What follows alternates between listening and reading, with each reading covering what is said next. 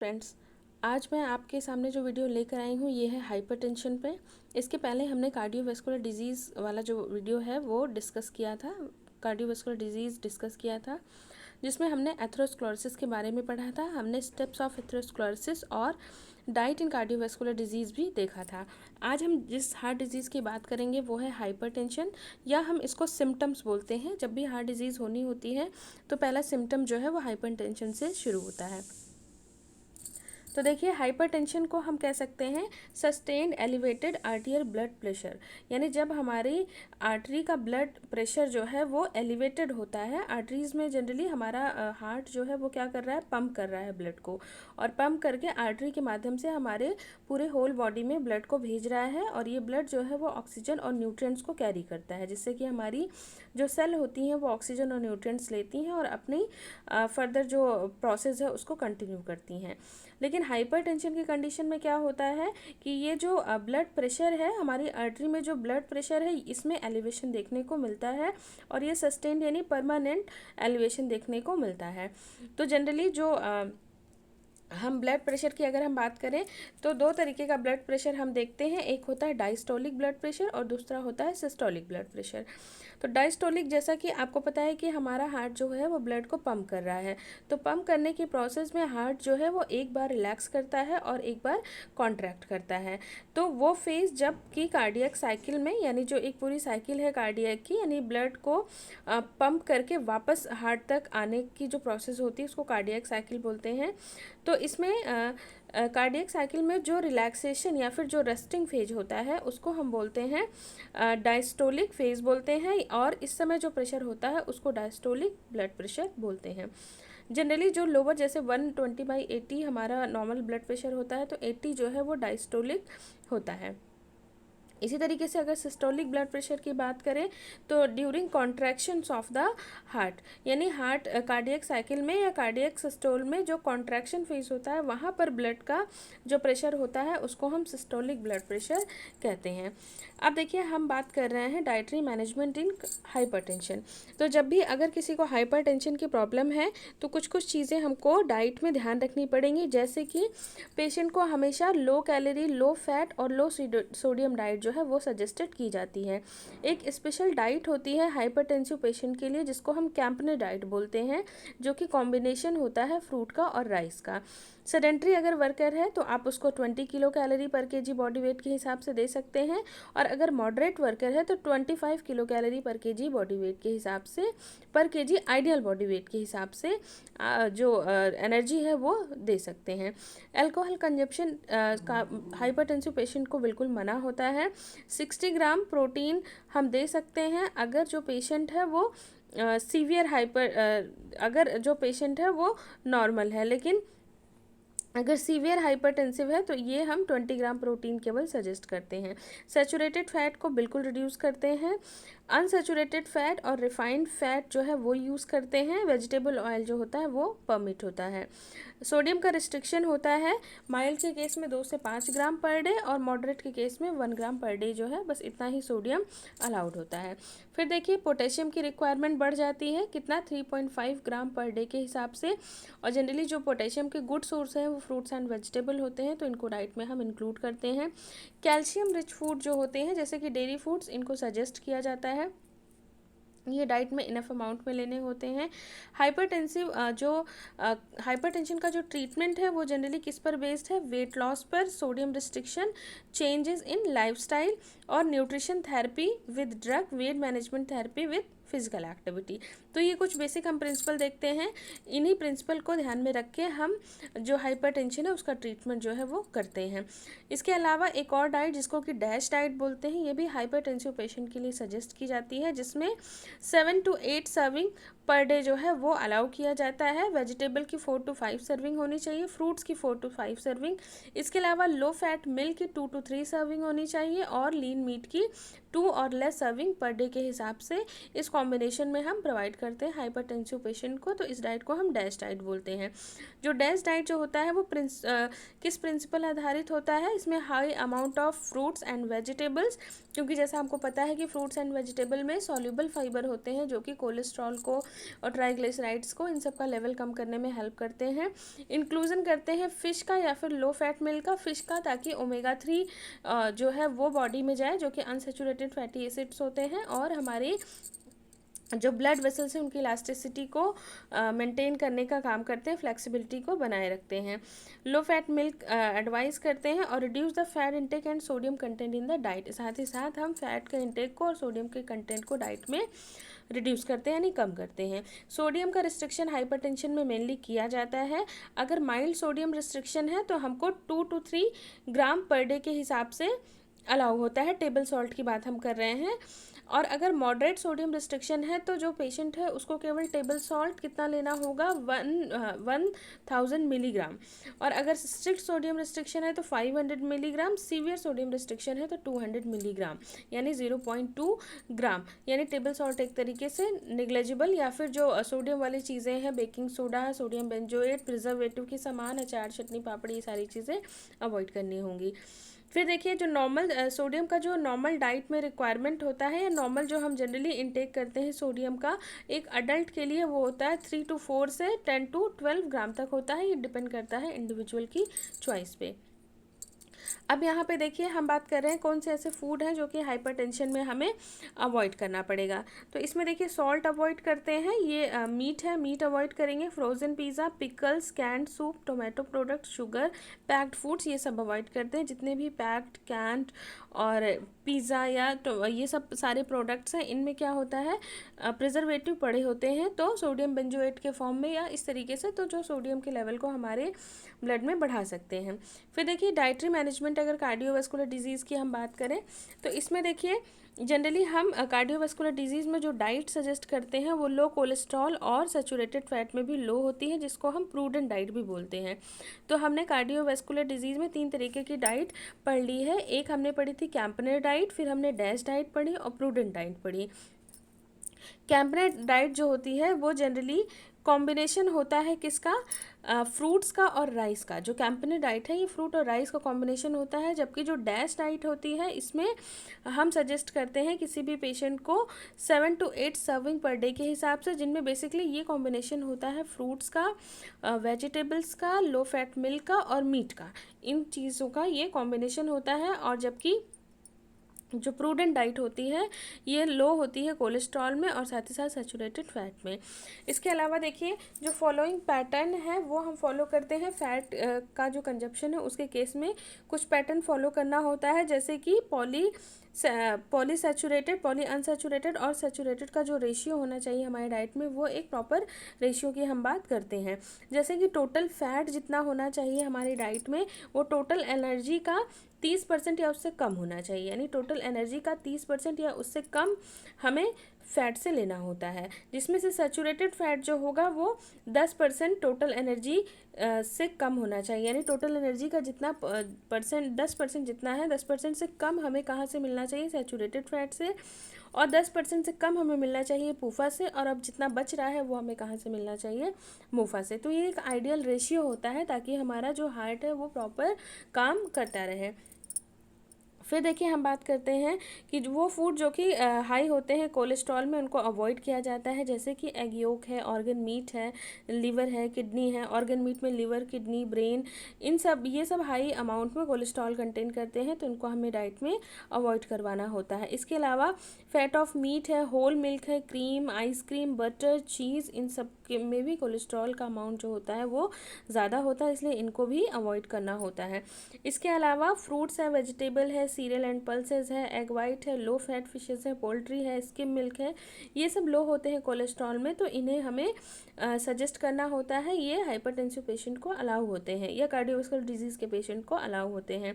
Protein की requirement 1 ग्राम पर KG body weight के हिसाब से होती है, और सबसे ज़्यादा हमें ये ध्यान रखना होता है कि जो एनिमल प्रोटीन है उसको अवॉइड करना है। इसकी जगह पे हमें कोशिश करनी है कि हम जो है वेजिटेबल प्रोटीन से काम चलाएं, क्योंकि जो एनिमल प्रोटीन है वो कहीं ना कहीं सैचुरेटेड फैट की भी रिच होती है।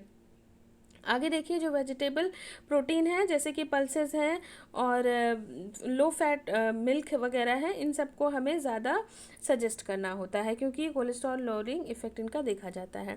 कार्बोहाइड्रेट की अगर बात करें तो ये रिकमेंड किया जाता है कि ये इंक्लूड करता है complex starches rather than simple sugar in diet, यानी कार्बोहाइड्रेट जो हम लेंगे वो सिंपल शुगर के बजाय कार्बोहाइड्रेट कॉम्प्लेक्स कार्बोहाइड्रेट के फॉर्म में लेना ज़्यादा अच्छा होता है क्योंकि जो सॉल्युबल फाइबर पाए जाते हैं वो इंक्रीज़ कर देते हैं ट्रांजिट टाइम को, डिले कर देते हैं गैस्ट्रिक एम्पटिंग को और स्लो करते हैं ग्लूकोज के एब्जॉर्प्शन को। ये तीनों ही प्रॉपर्टी हमने डायबिटीज़ के केस में भी देखी थी। सॉल्युबल फाइबर की ये तीनों प्रॉपर्टी होती है कि वो इंक्रीज़ कर देंगे इंटेस्टाइनल ट्रांजिट टाइम को, डिले कर देते हैं गैस्ट्रिक एम्पटिंग को और स्लो कर देते हैं ग्लूकोज के एब्जॉर्प्शन को। अब देखिए फूड जो कि कंटेन करते हैं वाटर सॉल्युबल फाइबर जैसे कि होल पल्सेस हैं, लेग्यूम्स हैं, बीन है, ओट्स हैं, फ्रूट्स एंड वेजिटेबल्स हैं, इन सबको हमें अपनी डाइट में इंक्लूड करना चाहिए और ये सिग्निफिकेंटली कोलेस्ट्रॉल के लेवल को लो करते हैं।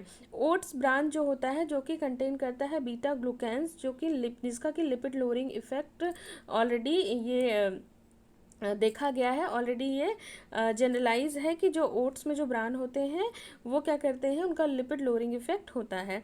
As the fat of milk butter cream and fatty meats are to avoid, क्योंकि हम अपनी डाइट में मिल्क है, बटर, फैट ऑफ मिल्क है, बटर है, क्रीम है, फैटी मीट्स है, इन सबको अवॉइड करते हैं तो बहुत चांसेस हो जाते हैं कि विटामिन ए का जो अमाउंट है वो कम हो जाए, यानी रेटिनॉल जो है वो हमारी बॉडी में कम हो जाए। तो इस वजह से हमें बीटा कैरोटीन के सोर्सेज ज़्यादा लेने होते हैं जो येलो, ऑरेंज, ग्रीन कलर की वेजिटेबल्स है, स्पेशली कलर्ड वेजिटेबल, ताकि हमारी बॉडी में बीटा कैरोटीन जो है वो पहुंचता रहे जिससे रेटिनॉल में कन्वर्जन होता रहे और हमारी बॉडी में विटामिन ए की डेफिशिएंसी ना होने पाए।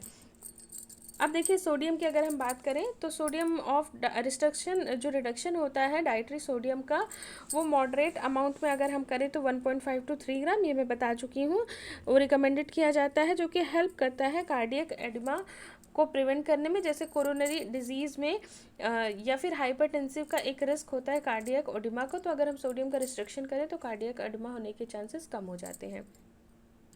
इसके अलावा देखिए हम कुछ टर्म्स की और बात कर लेते हैं जैसे कि हाइपर लिपिडीमियाज या फिर हाइपर लाइपोप्रोटीनीमियाज। ये सिनोनिम्स टर्म है जिसका मतलब होता है कि हमारे ब्लड में लिपिड के लेवल बढ़ जाना या फिर हमारे ब्लड में लाइपोप्रोटीन का लेवल बढ़ जाना। लाइपोप्रोटीन आप जानते हैं जैसे कि हमारे जो काइलोमाइक्रॉन्स होते हैं उसमें लाइपोप्रोटीन होते हैं, एलडीएल है, वीएलडीएल है, एचडीएल है, ये सब लाइपोप्रोटीन होते हैं। तो हमारे ब्लड में हाइपर का मतलब बढ़ा हुआ, जब भी लाइपोप्रोटीन या फिर लिपिड का लेवल बढ़ा हुआ होगा तो ये कंडीशन होती है हाइपर लिपिडीमिया या फिर हाइपर लाइपोप्रोटीनीमिया की कंडीशन होती है। फंक्शनल क्लासिफिकेशन अगर हमने देखें, अगर हाइपर लिपिडीमिया या हाइपर लाइपोप्रोटीनीमिया का अगर हम क्लासिफिकेशन की बात करें तो 4 तरीके से हाइपर लिपिडीमिया या हाइपर लाइपोप्रोटीनीमिया हो सकता है। इसमें हो सकता है या तो डिफेक्ट इन एपोलाइपोसिंथेसिस, एपोलाइपोप्रोटीन जो होती है उसकी सिंथेसिस में अगर डिफेक्ट आ जाए। इसमें देखिए एपोलाइपोप्रोटीन एक तरीके की प्रोटीन होती है जो कि फ्रैक्शन होती है लाइपोप्रोटीन मॉलिक्यूल्स का, तो अगर इनकी सिंथेसिस में डिफेक्ट आ गया है तो भी इस तरीके की कंडीशन देखने को मिलेगी, यानी हाइपरलिपिडीमिया हो जाएगा। एंजाइम डेफिशिएंसी से भी हो जाता है, एलडीएल रिसेप्टर्स की डेफिशिएंसी से हो जाता है, इसके अलावा अदर इनहेरिटेड हाइपरलिपिडीमियाज भी होते हैं। तो देखिए डिफेक्ट्स इन एपोलाइपोप्रोटीन सिंथेसिस की अगर हम बात करें तो यहाँ पे एपोलाइपोप्रोटीन ए की डेफिशिएंसी हो जाए। देखिए एपोलाइपोप्रोटीन ए की डेफिशिएंसी में क्या होगा, जो एचडीएल का लेवल है वो कम हो जाएगा। एचडीएल का लेवल यानी जो गुड कोलेस्ट्रॉल है वो यहाँ पे प्रॉब्लम ये हो रही है कि हमारी बॉडी में जो एपोलाइपोप्रोटीन बनना था वो नहीं बन रहा है, उसकी डेफिशिएंसी हो गई है। तो एपोलाइपोप्रोटीन ए की डेफिशिएंसी होने पर एचडीएल का लेवल कम हो जाएगा, टिश्यू कोलेस्ट्रॉल बढ़ जाएगा, सीरम कोलेस्ट्रॉल कम हो जाएगा और सीरम ट्राइग्लिसराइड्स बढ़ जाएगा। इसी तरीके से अगर एपोलाइपोप्रोटीन बी की डेफिशिएंसी हो गई है तो हाई म्यूकोसल फैट बढ़ेगा और साथ ही साथ नो लाइपोप्रोटीन सिंथेसिस पॉसिबल।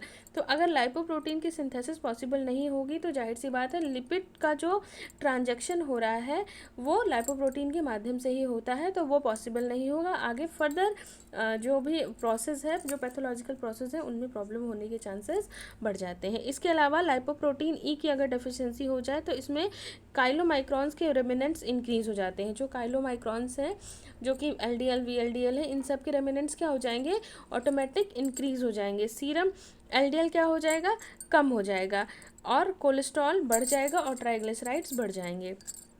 इसके अलावा अगर एंजाइम की डेफिशिएंसी की बात करें तो लाइपोप्रोटीन लाइपेज एक एंजाइम होता है जिसकी डेफिशिएंसी हो जाती है।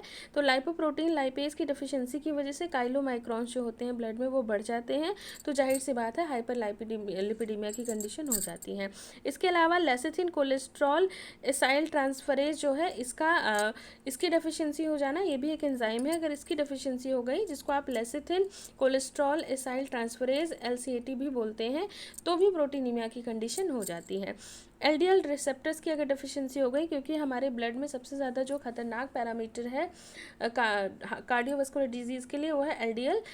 अगर LDL का लेवल बढ़ रहा है तो हाइपरलिपिडीमिया की कंडीशन है। तो LDL का लेवल इस कंडीशन में भी बढ़ सकता है कि LDL के रिसेप्टर्स की डेफिशिएंसी हो जाए, तो इसको हम बोलते हैं फैमिलियल हाइपर कोलेस्ट्रोलीमिया।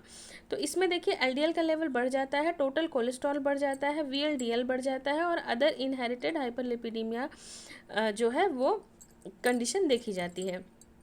तो एक तरीके से ऐसा इस वजह से नहीं हो रहा है कि हम जो है कुछ खा रहे हैं फ़ैट में या बहुत ज़्यादा सैचुरेटेड फैट कंज्यूम कर रहे हैं। इसमें कई बार ऐसा होता है ना कि कुछ फैमिलियल है, क्योंकि ये हमारे उसमें हेरिडिटरी ही ऐसा होता है, या कुछ ऐसी फैमिली हिस्ट्री ही होती है कि कुछ लोगों का LDL level, total cholesterol level, VLDL level ये सब बढ़ा हुआ होता है। तो ऐसी कंडीशन में भी क्या होता है, LDL रिसेप्टर्स वो जो हाइपरलिपिडीमिया है वो देखने को मिलता है। इसके अलावा जो अदर इनहेरिटेड हाइपरलिपिडीमियाज है वो है फैमिलियल हाइपर ट्राइग्लिसराइडीमिया, यानी कि ये कुछ फैमिलियल जो जीन्स होते हैं वो रिस्पॉन्सिबल होते हैं जिसमें ब्लड में ट्राइग्लिसराइड का लेवल बढ़ा होता है, जैसे कि LDL का लेवल, VLDL का लेवल, ट्राइग्लिसराइड्स का लेवल, कोलेस्ट्रॉल का लेवल और ब्लड शुगर का लेवल, ये सारे लेवल्स ब्लड में ऑटोमेटिक बढ़े हुए होते हैं, तो भी हाइपरलिपिडीमिया की कंडीशन हो जाती है। इसके अलावा फैमिलियल मल्टीपल हाइपर लाइपोप्रोटीनीमिया, जिसमें VLDL और LDL का लेवल बढ़ता है, ये सब कुछ ऐसे हैं जहाँ पर LDL रिसेप्टर्स की ही डेफिशिएंसी होती है, जिस वजह से VLDL और यानी एक तरीके से VLDL LDL और कोलेस्ट्रॉल इन सब का लेवल ऑटोमेटिक ब्लड में बढ़ा रहता है। फिर देखिए फैमिलियल टाइप 5 हाइपर लाइपोप्रोटीनीमिया, इसमें काइलोमाइक्रॉन्स, VLDL, कोलेस्ट्रॉल, ट्राइग्लिसराइड इन सब का लेवल बढ़ा हुआ होता है। तो ये 4 तरीके से हम देख रहे हैं कि जो प्रॉब्लम है वो इन फंक्शनल जो क्लासिफिकेशन दिए गए हैं तो वो इन 4 तरीक़ों से हो सकता है, या तो एपोलाइपोप्रोटीन की सिंथेसिस में डिफेक्ट आ जाए, या फिर एंजाइम डेफिशिएंसी हो जाए, या फिर LDL के रिसेप्टर्स की डेफिशिएंसी हो जाए, और चौथा होता है कि अदर इनहेरिटेड हाइपरलिपिडीमियाज की कंडीशन हो जाए। तो इन सब कंडीशन में देखिए जो अदर वाला है उसमें हम देख रहे हैं कि ये 2 हैं, एक है फैमिलियल हाइपर ट्राइग्लिसराइडीमिया और दूसरा होता है फैमिलियल मल्टीपल हाइपर लाइपोप्रोटीनीमिया और फैमिलियल टाइप 5 हाइपर लाइपोप्रोटीनीमिया। ये 3 जो है वो इनहेरिटेड हाइपरलिपिडीमियाज हैं, यानी जो हेरिडिटरी जो देखे जाते हैं, जो आनुवांशिक तौर पर इफेक्ट करते हैं। इसके अलावा देखिए हम बात करते हैं एक्यूट कार्डियोवास्कुलर डिजीज़ की। एक्यूट कार्डियोवास्कुलर डिजीज़ का मतलब होता है कि जो मतलब एक्यूट का मतलब होता है सडन, अचानक से हो जाना। अचानक से कोई भी चीज़, अगर कार्डियोवास्कुलर डिजीज़ या अचानक से कार्डियक ने काम करना बंद कर दिया या अचानक से कार्डियक में अगर प्रॉब्लम शुरू हुई तो इसको हम एक्यूट कार्डियोवास्कुलर डिजीज़ बोलेंगे। और उसमें सबसे इम्पॉर्टेंट जो देखा गया है वो है मायोकार्डियल इन्फ्रैक्शन। इसमें देखिए ये डिकम्पनसेटेड हार्ट डिजीज़ होती है और इसमें सीवियर डैमेज हो जाता है हार्ट का। देखिए इसमें क्या होगा, हार्ट का सीवियर डैमेज होगा और it is no longer able to maintain the normal circulation to supply nutrients and oxygen to the tissue और to dispose of carbon dioxide and other waste. तो होगा क्या, इसमें सीवियर डैमेज हो जाएगा हार्ट में, और ये क्या होगा, अब हार्ट जो है वो नॉर्मल सर्कुलेशन यानी ब्लड के नॉर्मल सर्कुलेशन को करने में अब अभी वो अयोग्य हो जाता है, और क्योंकि जो ब्लड है उसके का जो नॉर्मल सर्कुलेशन है वहाँ पे क्या न्यूट्रिएंट्स पाए जा रहे हैं, ऑक्सीजन पाए जा रहे हैं, और साथ ही साथ क्या होता है कि जो इम्प्योर ब्लड होता है वो कार्बन डाइऑक्साइड को भी और वेस्ट को भी कैरी करता है। तो यहाँ पे हार्ट में क्या हो जा रहा है, हार्ट के किसी पार्ट में या हार्ट में सीवियर डैमेज हो गया, जिसकी वजह से अब क्या है कि जो ब्लड वेसल्स है, जो हार्ट है, वो नॉर्मल सर्कुलेशन को मेंटेन करने में एबल नहीं है। तो इसको हम बोलते हैं मायोकार्डियल इन्फ्रैक्शन। बताया था कि क्या होता है कि कहीं पर प्रॉपर सप्लाई नहीं हो पा रही तो वहाँ की सेल डेड होने लगती हैं, तो इस टेम्परेरी होता है, इसको बाद में ट्रीट कर लिया जाता है। क्रॉनिक कोरोनरी हार्ट डिजीज़ क्या होता है, इसको कॉन्जेस्टिव हार्ट फेलियर या CHF भी बोलते हैं। तो ये क्या होता है, ये एक्यूट होता है यानी सडन, अचानक से होता है, और ये क्या होता है क्रॉनिक यानी धीरे धीरे हमारे बॉडी में डेवलप होता है। तो क्रॉनिक CSD या फिर CHF जो डेवलप होता है पीरियड ऑफ टाइम, यानी कई सालों से प्रोसेस हमारी बॉडी में धीरे धीरे चलती रहती हैं। इसमें हार्ट मसल, बेसिकली किसकी बात कर रहे हैं हम, मायोकार्डियम की, जो हमारे हार्ट की जो मायोकार्डियम लेयर होती है उसकी बात हम कर रहे हैं। वहाँ पे प्रोग्रेसिवली क्या हो जाएगी, मायोकार्डियम वीक हो जाएगी, और अब ये इस लायक नहीं होगी कि ये कार्डियक आउटपुट को मेंटेन कर सके, तो जिससे क्या होगा, नॉर्मल सर्कुलेशन जो होगा वो हमारी बॉडी में नहीं हो पाएगा। इसका रिजल्ट क्या हो जाएगा कि हमारा अंदर फ्लूइड इम्बैलेंस हो जाता है, जिसकी वजह से एडिमा, स्पेशली कौन सा, पल्मोनरी एडिमा है ना। तो यहाँ पे सिम्टम्स अगर CHF के होंगे तो पल्मोनरी एडिमा यानी कि फेफड़ों में जैसे कहते हैं कुछ लोग पानी भर जाना, तो कई बार ये सिम्टम्स आते हैं। लीडिंग करता है ब्रीथिंग प्रॉब्लम को, as well as greater strain on the already weakened heart. तो ये एक परमानेंट वाली कंडीशन होती है कि जो धीरे धीरे हो रही होती है और बॉडी में डेवलप हो रही होती है। अल्टीमेटली क्या हो जाता है, जो मायोकार्डियम है वहाँ वो वीक हो जाता है, जिससे कि जो हमारा हार्ट है वो प्रॉपर सर्कुलेशन नहीं कर पाता है। तो मायोकार्डियम में प्रॉब्लम की वजह से वीकनेस आ जाती है, और अभी होगा क्या कि फ्लूइड इम्बैलेंस हो जाएगा। फ्लूइड इम्बैलेंस होने की वजह से वाटर का रिटेंशन होने लगेगा, स्पेशली पल्मोनरी जो आर्टरीज है वहाँ पर होने लगता है, पल्मोनरी एरिया में होने लगता है, इसलिए यहाँ पर पल्मोनरी एडिमा देखा जाता है, और यहाँ पर ब्रीथिंग प्रॉब्लम स्टार्ट हो जाती है, और ग्रेटर स्ट्रेन होता है हार्ट पर, यानी एक तरीके से ये काफ़ी क्रिटिकल और क्रॉनिक कंडीशन होती है। तो इस तरीके से हमने देख लिया कि कार्डियोवास्कुलर डिजीज़ में हमने हाइपरटेंशन की भी बात कर ली, और एक्यूट कार्डियोवास्कुलर डिजीज़ और साथ ही साथ क्रॉनिक कार्डियोवास्कुलर डिजीज़ दोनों की बात की है। एक्यूट CHD जो होता है वो होता है मायोकार्डियल इन्फ्रैक्शन, और जो क्रॉनिक होता है वो होता है CHF यानी कि कंजेस्टिव हार्ट फेलियर। तो कैसे लगा फ्रेंड्स आपको वीडियो, अच्छा लगा हो तो लाइक करें, शेयर करें। Thank you.